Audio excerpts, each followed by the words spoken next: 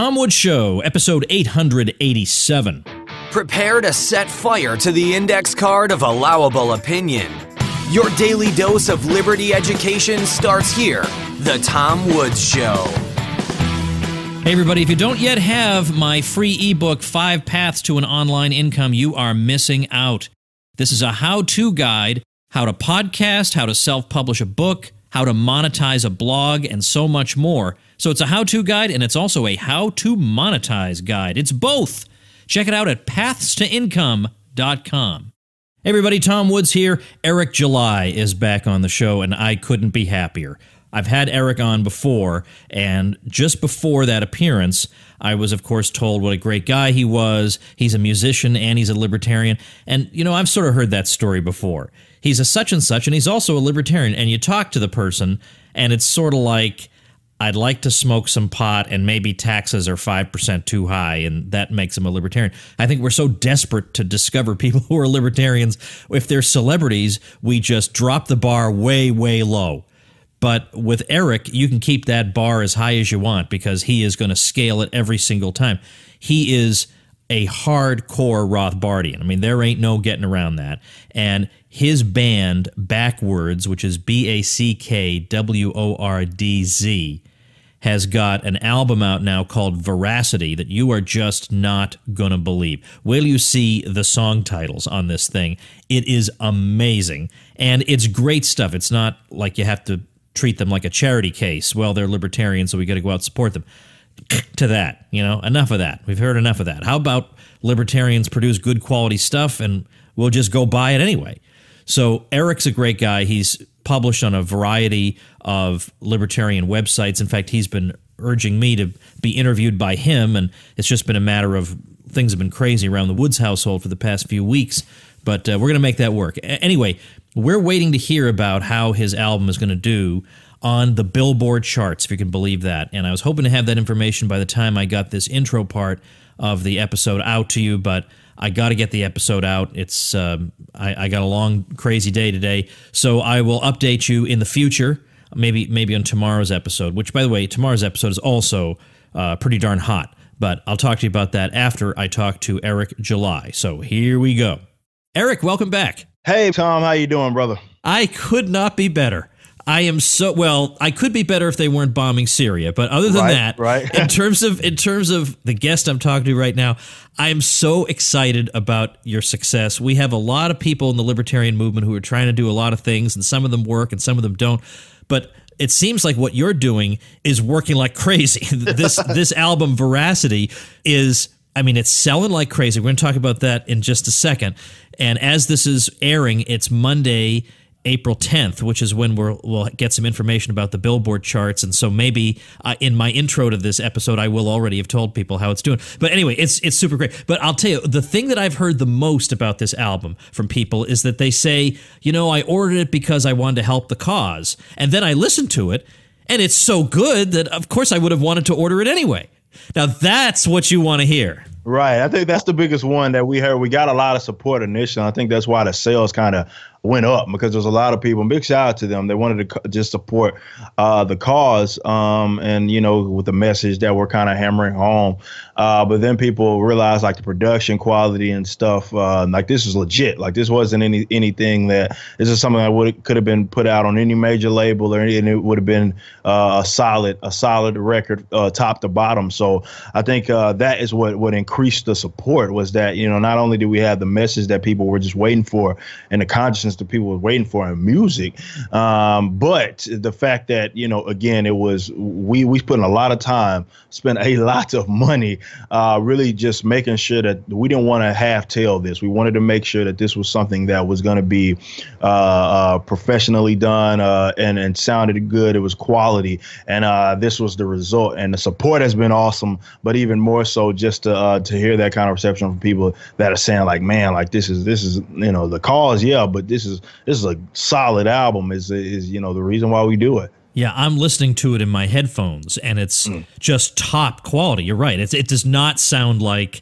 it's not amateur at all. It is Right. top notch. I thought, wow, these guys are great. I'm so glad about that. Now, I want you to talk about the theme of the album, because there is rather a theme running through these songs, and Right. I've got some particular lyrics I'd like to pull out a little bit later. But tell people who haven't seen the album yet what the message is. Right. Well, we're obviously libertarians. We're kind of, we're the anarcho-capitalists, but I wanted to try to implement other aspects, not just on the social end, but the economic end, obviously, as well. So, which is why you get those hints of kind of, Austrianism in there with the songs, that interlude we have called "So to Speak," which is a shout out to Hopper. But we actually have a song called "Praxeology," and I'm literally in that song, really breaking down, the dangers of like Keynesianism and central planning and stuff like that. So, but from top to bottom, we popped the song, like, aside from the intro song itself, Pop It Off is just really kind of getting you warmed up.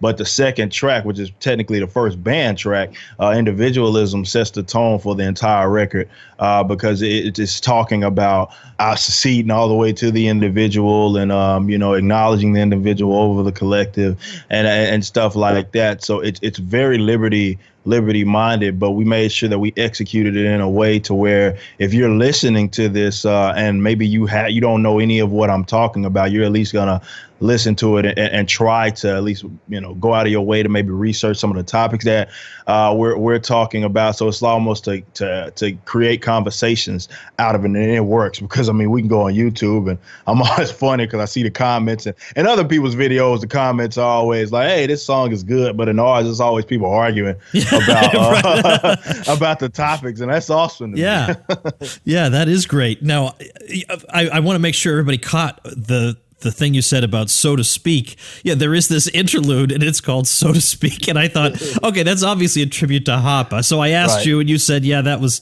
kind of your idea. And then the fact there's a song called "Praxeology." You gotta be kidding me, man. That's unbelievable. Now, there's a part of there's got to be a part of you that worries that if you do too much of this, it gets too preachy and you're hitting people over the head. How do you feel like you're able to avoid that? Well, we have the benefit of having a lot of the talent within this band to keep it fresh. So us being the benefit of not also of that, but of the scene as well. The scene itself, metal hardcore, kind of got a little stale. People were singing about the same stuff and talking about the same stuff, and really we just stuck out like a sore thumb because we stood for something. And but the style in itself is what we have at our benefit, which keeps it fresh. So, which is why you hear songs like "Attic," which is like an R&B song, or you got "Set Us Free," which is the last track on the album, which is a ballad essentially talking about my faith and Alex's, faith on that song, and it showed just the diversity of this band, and obviously me as a rapper, a screamer, singer. So we have the benefit, and that's what you have to do. It's like if I was making the same exact songs, then it would get old really, really fast. But because we, from a style standpoint and just talent base in this band, we're able to keep it fresh. So even we can talk about a wide range of topics, but if we switch it up here and there and kind of deliver it differently, it sounds. That's the benefit of music in itself, is that it does have that kind of emotional attachment to it. So I can be maybe saying some of the same things, but if I packaged it on a hardcore tip, and then I maybe packaged it on a R&B track or a flat out rap track, it's different. You know what I mean? So that's the benefit, and that's the key. That was the key with the album itself. It has 18 tracks. So we had to keep your attention some type of way, and you can see that the styles just they kind of go from one way to another. And this is why in the first song I encourage people to don't try to worry about slapping us in genres, because you hear the album and you might hear a song that's completely different from the one you listened to before. Right.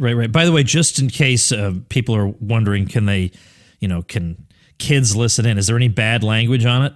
Nope. That's purposely the case. Like in my music, I do not cuss in my my music. You know, the worst word that we said was hell. Okay. You know what I mean? On the record, there's no parental advisory sticker on, and that's on purpose, because definitely considering some of the topics that I feel are important, and a lot of our fans, we got a lot of fans that are all on the younger side, just because of the scene that we're in, and I want parents and I want everybody to be able to feel like they're definitely, those liberty-minded folks are feeling like they are doing some good when they slide this to their child or something like that. Right, good. Now, do you have the lyrics in front of you? Like, are you able to call them up on your computer? Yeah, I mean, absolutely. You may have them memorized by now. I don't know. Absolutely. But yep. There's a couple of passages I wonder if you could not sing, but would you mind reading them? Yeah, absolutely. Okay. All right. I can pull some of these up, no problem. And like the big ones, like Praxeology, which seems to be one of the favorites on this album. And going through some of those lyrics. Well, let me pick out a couple that jumped right out to me. Go ahead. First of all, in the Statism song, you've got a passage in there where you're basically saying, and it's the one that starts, "Look, it ain't really hard to keep up." I'd like to hear that one, because it's man, that's hardcore. No, it's like it ain't really hard to keep up. The politician hypnotize you with free stuff, more and more statism, and y'all people just eat up. You're crying and you're protesting about how the police sucks. And I say, y'all don't get no sympathy from me, because that's the bed that you made, so you have to lay. You're more inconsistent by the day, making mistake after mistake after mistake. And the next, that next part that a lot of people loved was when I said, at some time, you got to realize the same crap that you despise might be your demise, and I'd advise that you become more knowledgeable on subjects like economics that benefit, not memes on the internet. So that whole entire that was the second verse of that song, and that's what I was trying to bring. Obviously, the first track was talking about statism really itself, what it is, and why it's bad, and why the cling to it is dangerous, but we don't really hear, definitely in our genres, we don't really hear people talk about the individual and what they have done to maybe stimulate some of these issues that they go around crying about. I got tired of hearing so many songs about people, police brutality and all of these things. And I'm like, well, but who's talking about, that aspect of you're protesting, but in the same, at the voter booth, you would, go out there and go support some person that wants to expand the government openly. A lot of these people that protest are leftists, definitely in these genres, and they're the main ones talking about police brutality, but also the main ones that want to expand government and think they should be just about in every aspect of our lives. So that has to be talked about, and I felt that was missing, and that's why I felt it was appropriate to put in that song, like Statism. Well, and the very last part of, of self-ownership. Mm-hmm. There's a thing about, again, talking about a cop shooting a black man, mm-hmm. and you're saying, look, you're the same people who have no problem at all handing these people, giving them your confidence, handing them all this power, expecting to get something other than this. But This is what you're going to get. Absolutely. No, that's what that when we had the music video with it. And we tried to capture that, kind of moment and powerful moment in which we had a person that works for the government, and he got fed up. He saw the corruption in it itself. And then he went to talk to a bunch of protesters. And that was he basically recited my lines. And that's what it was. You know what I mean? And basically saying that, people go protest and they focus on racism and all of this, but they have no idea, how silly it is and how much it is really an example of Stockholm Syndrome, because these are the same people that they expect to have this power. I have no problem with them having the power itself, but the minute somebody, that wields it does something I guess they consider bad, here they go crying. But again, they don't acknowledge that the issue itself is that position of power. And that's what we were trying to portray in that last kind of, the most powerful portion of that track, was me kind of doing that rap and whatnot. And that's what we were trying to portray, just to get people to think about those aspects, that a lot of this protesting is often silly, because some of what they do and what they advocate is diametrically opposed to whatever cause they call themselves trying to bring about. I want to talk about track 13 for obvious reasons in a minute, but first let's talk about sales. I just want to know about sales ranks because I've been following this, and you guys have been ranked pretty high on Amazon, for example, right, and also on iTunes. So you guys have high hopes for what's to come this week, right? And we are doing good right now. We have like number 2 album on hard rock and metal albums on Amazon as we recorded this. Now that's gonna go down and up, and it's same with iTunes definitely, because now we're entering into another week. Which so other people release this is their first day, debut week, and that's obviously when you're going to sell the most. And we have floated in the top on Amazon. We've been in the top 5 consistently, but on the on iTunes we've kind of bounced between, been as high as like 3, bounced between the 3 and 9 spots. So we've been in the top 10. So the chart is always Billboard, of course. So we're trying to see how high we're going to get on that, because what we're doing is unprecedented. Essentially, this is a self-release, and we kept a lot of this in-house. We don't have nearly the resources of a lot of these bands that we released the same week as like Mastodon and Demon Hunter. These are bands that have been around for forever and have massive fan bases. And for us to just even be in the conversation says a lot about our supporters. But we have high hopes. At first, I don't want to say we didn't have high hopes, but you got to understand this was a self-release, right? And this is also our debut album. So we were like, going into the pre-orders, and I'm like, yeah, if we do 500 pre-orders, that's okay. But as they first started coming in, I'm like, well, wait a minute, this is getting, we creamed that by like the second week, and we're like, that we announced the album. It's like, okay, this is for real. And, next thing you know, we've hit our 2,000 pre-order mark. And then it's like, at that point, it sets in like, something special is about to happen, and we can't wait. The Billboard charts, we're airing this Monday, the Billboard charts, will be out, and it's going to be special to see where we landed on not just that one, like the hard rock charts, but also like the Heat Seekers, because we are new artists. So the bands I mentioned, like Mastodon and Demon Hunter, they won't be on that chart. We will. So it's going to be interesting to see where we land, and if we maybe get like a top 3 position on like new artists. Like that's huge in itself. Let alone, what we can do on the hard rock charts, which is what we're all waiting on. Yeah, that's really exciting stuff. I have a sense of who your political and intellectual influences are, but who would you describe as your musical influences? Ooh, man, now that's a good one. I grew up, my mother, she listened to just about everything, obviously from the 70s, 60s, Motown music to 70s, going into soul artists like Bill Withers and all those guys. So I grew up on that, but I also grew up in the 90s where you had that new jack swing era of and it's a lot, even though that's more rap and R&B, it's a lot of that crosses over into rock elements. Definitely as far as what we're trying to do, when you got a little rap here, a little singing here, and it gets a little aggressive here. But I remember 1998, Mother had a cassette of Lauryn Hill's Miseducation album, and I remember hearing that, and it was hearing that, and I knew I wanted to be in music. I was in like the kids choir up until then at church and stuff. But I heard that album, and I knew I wanted to do music because she was doing something. She had mixed those gospel elements into what she was doing, but she was rapping and singing. And not only that, she was doing it with a message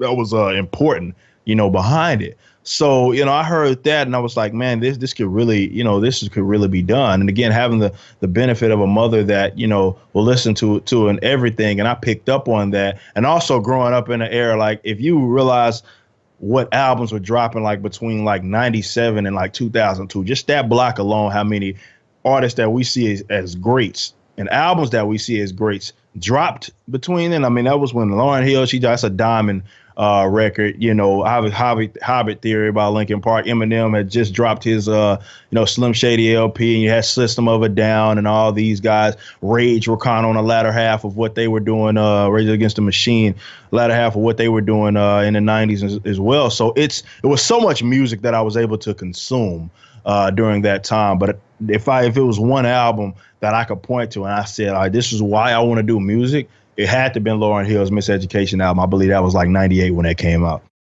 Is everybody in your current band a libertarian? Yes. Yep. Everybody. The most vocal ones, obviously, being myself and Alex. Those guys aren't as like the instrumentalists aren't as vocal about the topic. But yeah, we're all libertarians, and that's what makes this so much easier to do to speak about what we speak about, because we already went in with this game plan when we were drawing out this kind of blueprint 2 years ago, before we had a little more than 2 years ago, before we had even announced that we were going to be an actual band. So it made that process of working our way into talking about stuff like this very, very easy.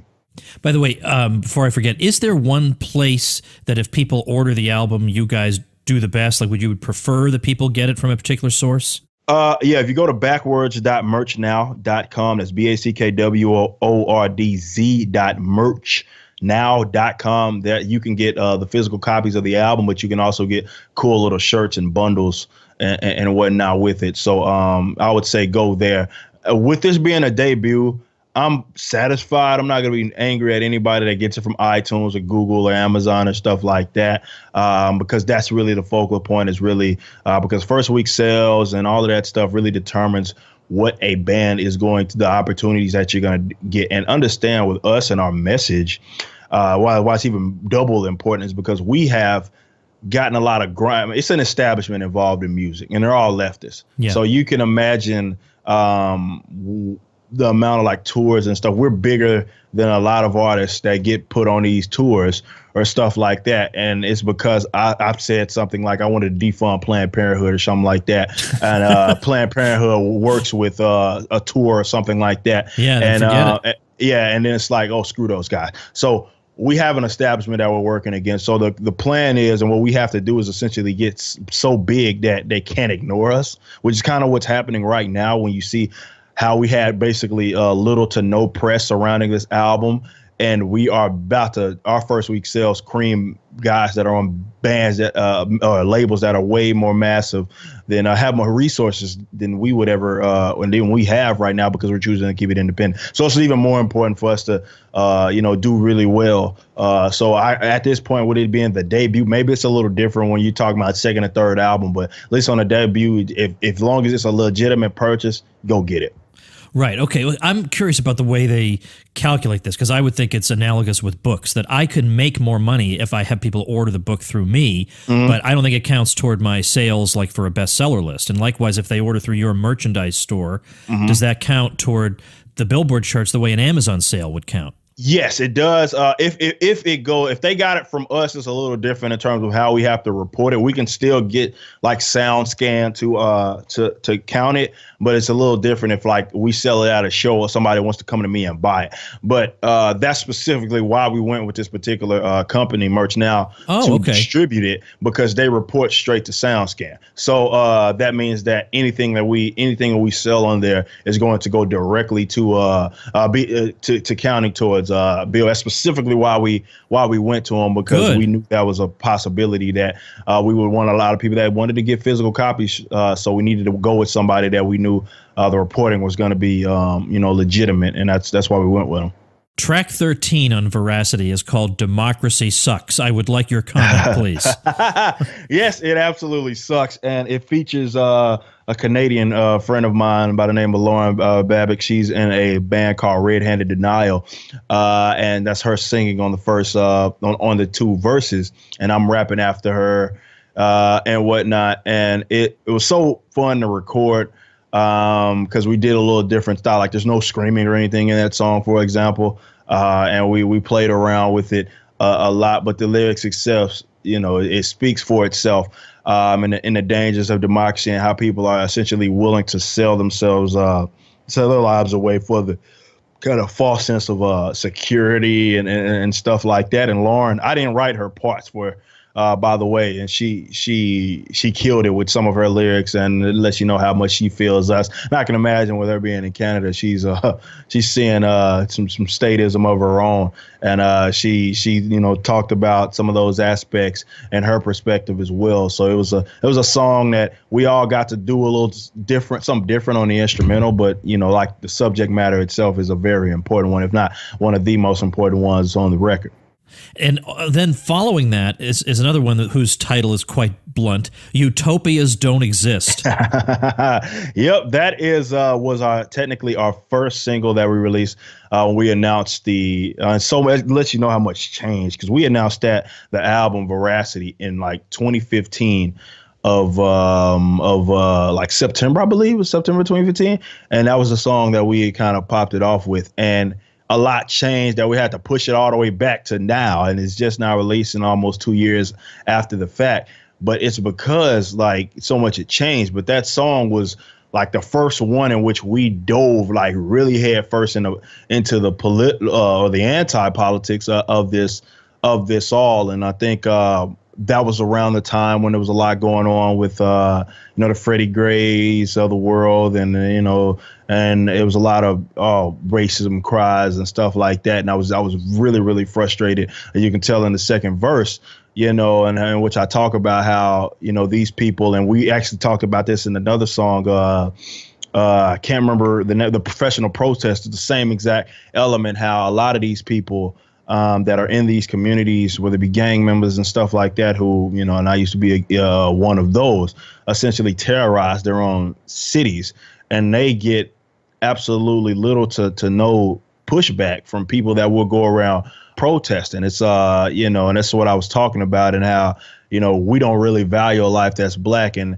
I don't like the fact that the only time that a black life matters is when a cop does it. And me being a person that's anti-statism, that doesn't sit well with me, just because it was a cop or he was in some illegitimate position and he shot somebody like that. I don't feel any, definitely if I feel that position is illegitimate, how am I going to overreact over that, opposed to somebody, catching some 4-year-old in the crossfire, and not get upset with that person. There's a lot of gang members, man, a lot of gangs in itself, and that's a completely different conversation that mimic the state. In terms of how they're approaching you, like turf, and it's a territorial kind of monopoly on decision making in a lot of cases, and they mimic a lot of aspects of the state. And I talk about just that aspect, and utopias don't exist in that second verse, but it was such an important track because it kind of launched us into really talking about the anti-politics side of our music. I'm looking at your. I Googled you and found out your age, because I figured, let me see if I can, in a sneaky way, find out his age without having to ask. Yeah. And you were born the year I graduated from high school. Like, that's just not right, man. That is just not right. It's so crazy. So many people find out that I'm technically like still a kid, and like it blows their mind, because people thought I was, I'm well into my 30s or something like that. Well, beards always make it hard to guess ages. That's true. Yeah, that is very true. But yeah, no, I'm still a kid, man. I just had to, positives, and there's a negative side to it as well. But I was doing a lot of adult stuff that I shouldn't have been doing, at a very young age.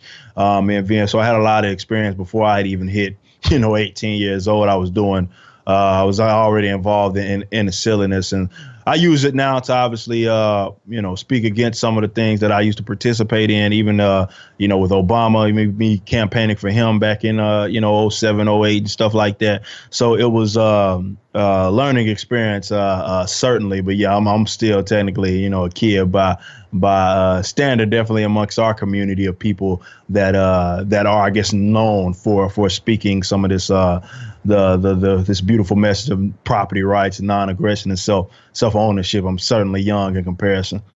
Well, let me tell you something. You are an absolute gem. We are very, very fortunate to have. I'll say that. Appreciate it. Where should people... Now, I'm going to link to everything at tomwoods.com/887. We'll get your website. We'll do Twitter. We'll do all that stuff, Facebook, so that people can connect with you in all sorts of different ways. And I'm going to link to where people can order the album so that it benefits you the most. So we'll have that link as well.